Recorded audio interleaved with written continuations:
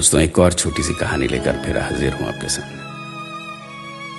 मेरा मकसद सिर्फ यही कि हम अपने अंदर के इंसान को जगा सकें, कोशिश करें इंसानियत नाम की जो चीज है उसके आसपास भटक सकें। बड़ी बेचैनी से रात कटी। बमुश्किल सुबह एक रोटी खाकर अपने घर से शोरूम के लिए निकला। आज किसी के पेट पर पहली बार लात मारने जा रहा हूं। ये बात मुझे अंदर ही अंदर खा रही थी, कचोट रही थी। जिंदगी में यही फलसफा रहा मेरा कि अपने आसपास किसी को रोटी के लिए तरसना ना पड़े। पर अब इस विकट काल में अपने पेट पर ही आन पड़ी है।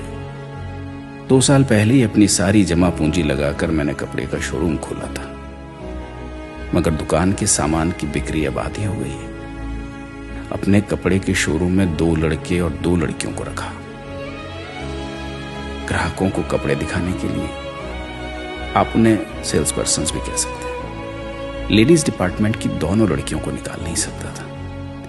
एक तो कपड़ों की बिक्री उन्हीं की ज्यादा है, दूसरा वो दोनों बहुत गरीब हैं। 2 लड़कों में से एक पुराना है, वो घर में इकलौता कमाने वाला है, और वो जो नया लड़का है राहुल, मैंने उसी पर विचार किया है। शायद उसका एक भाई भी है जो अच्छी जगह नौकरी करता है, और वो खुद तेज तर्रार और हंसमुख भी है। उसे कहीं और काम मिल सकता है। इन 5 महीनों में मैं बिल्कुल टूट चुका हूं। हालात देखते हुए एक वर्कर कम करना मेरी मजबूरी है। अब यही सब सोचता हुआ दुकान पे पहुंचा। 4 आ चुके थे।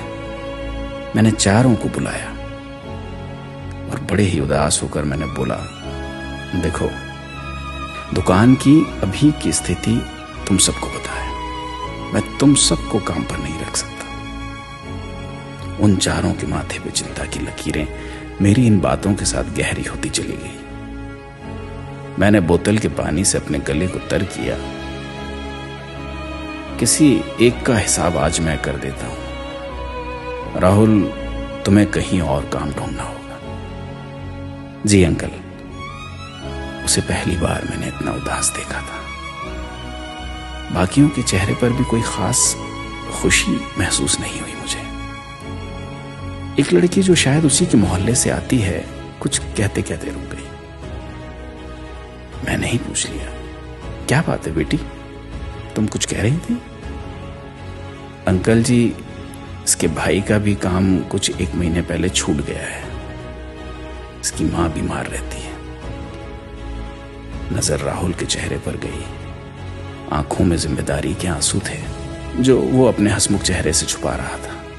मैं कुछ बोलता कि तभी एक और दूसरी लड़की बोल पड़ी, अंकल, बुरा ना माने तो एक बात बोलो। मैंने कहा, हाँ हाँ बोलो। देखिए अंकल, किसी को निकालने से अच्छा है कि हमारे पैसे आप कम कर दें। 12,000 की जगह आप 9,000 ही हमें दें। मैंने बाकियों की तरफ देखा। हाँ साहब, हम इतने से ही काम चला लेंगे। बच्चों ने मेरी परेशानी को आपस में बांटने का सोच मेरे मन के बोझ को कम जरूर कर दिया था। पर तुम लोगों को ये कम तो नहीं पड़ेगा ना? नहीं साहब, कोई साथी भूखा रहे इससे अच्छा है हम सब अपना निवाला थोड़ा कम कर दें। मेरी आंखों में आंसू छोड़ ये बच्चे अपने काम पर लग गए, मेरी नजरों में मुझसे कहीं ज्यादा बड़े बनकर। दोस्तों, मास्क कफन से छोटा है। अपनी जिम्मेदारी समझकर पहन लीजिए।